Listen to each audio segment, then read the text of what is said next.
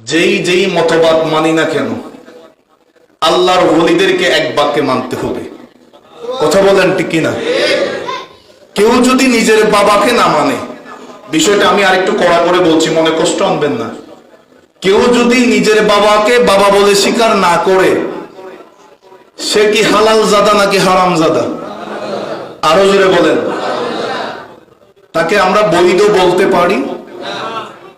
তদ্রুপ কেউ যদি আল্লাহর ওলিকে মানতে না চায়, গরিবে নওয়াজকে মানতে না চায়, খাজা গরিবে নওয়াজকে মানতে না চায়, হযরত বাবা শাহজালাল ইয়মিনীকে মানতে না চায়, বাবা শাহ মৌসুন আউলিয়াকে মানতে না চায়, এখানে চট্টগ্রামের বার আউলিয়াকে যারা মানতে না চায়, আল্লাহর ওলিদেরকে যারা মানতে চাইবে না, ওই বাবাকে স্বীকার না করার অপরাধে যেই দোষী হবে, যেই অপরাধী হয়ে যাবে, ওলি আল্লাহদেরকে না মানলে সে মুসলমানও থাকবে না।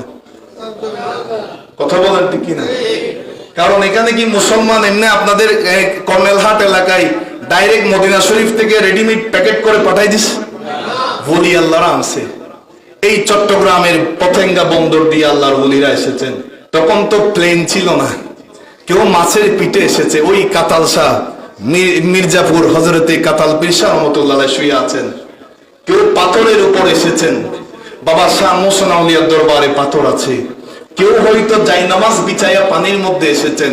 এখন প্রশ্ন করতে পারেন, হুজুর এটা কেমনে হয়, কিভাবে পারে? নৌকা ছাড়া পানিতে হাঁটে কেমনে? নৌকা ছাড়া পানিতে যায় কেমনে? ওলি আল্লাহরা মাছের পিঠে আসছে, ওলি আল্লাহরা পাথরের উপরে করে আসছে, জায়নামাজের উপরে করে আসছে।